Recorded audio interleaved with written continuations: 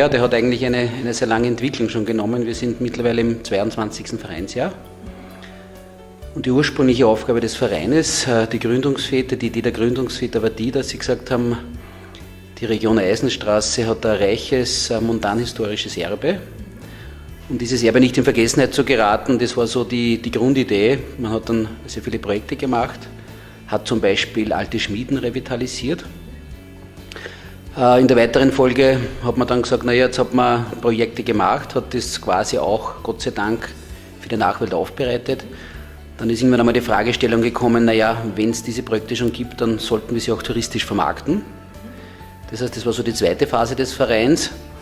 Man hat sich dann mit Fragen der touristischen Entwicklung beschäftigt. Und heute sind es ganz klar Fragen der Regionalentwicklung, die uns interessieren. Wir haben eine lokale Entwicklungsstrategie, wir haben 5 Aktionsfelder definiert, in denen wir die Region nach vorne bringen wollen. Und in dem Bereich arbeiten wir.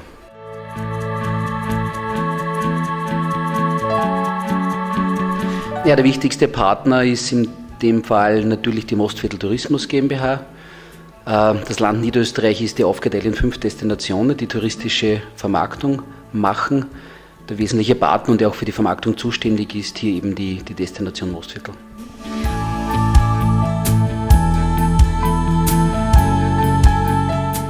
Letztlich ist Regionalentwicklung natürlich für viele immer auch ein etwas sperriger Begriff, weil wir durchaus auch zum einen in strategischen Fragen sind, wenig in operativen Fragen. Wir haben jetzt auch in der Ausrichtung des Vereines, sind wir doch jetzt in den letzten Jahren sehr stark von der strategischen Ebene auch in die operative Ebene gegangen. Also wir machen jetzt sehr große Projekte, wie zum Beispiel, also wir begleiten zum Beispiel die Landesausstellung 2015. Da geht es ganz konkret um Standortentwicklung im Erlauftaler Bezirk. Ja, natürlich, und die Grundidee ist, die Region zu stärken und letztlich den Lebensraum so zu gestalten, dass er halt auch in vielen, vielen Jahren als wirklich sehr lebenswerte Region positioniert ist. Ist ja eine große Herausforderung, muss man schon dazu sagen.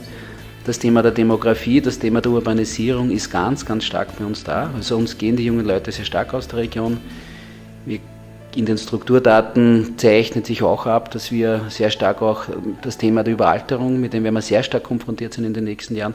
Und wir versuchen halt Programme zu entwickeln, um hier auch dagegen zu halten.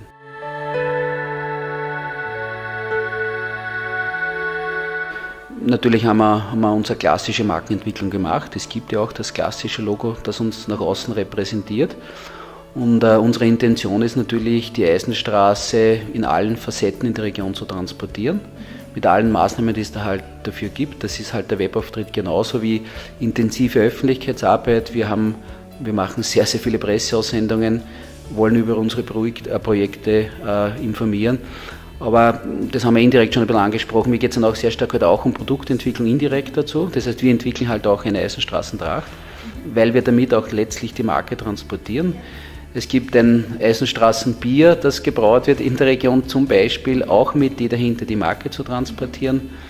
Es gibt Eintrittssysteme in den Ortschaften, also wenn Sie genau schauen und von einer Ortschaft in die andere fahren, das hat ja auch genau den Hintergrund, dem Raum eine Marke zu geben, dem Raum Identität zu geben.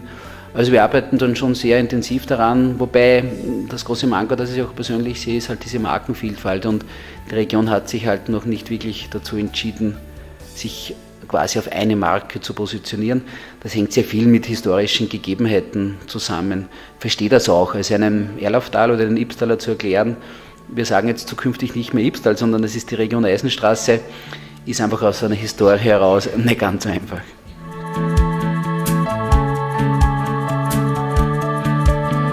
Wenn wir es schaffen, den Leitspruch unserer lokalen Entwicklungsstrategie, ich bin stolz, in diesem Raum leben zu können und dieser Raum ist ein unheimlich lebenswerter Raum, wenn auch die Bevölkerung das in einem sehr, sehr hohen Prozentsatz sagt, dann haben wir unser Ziel erreicht.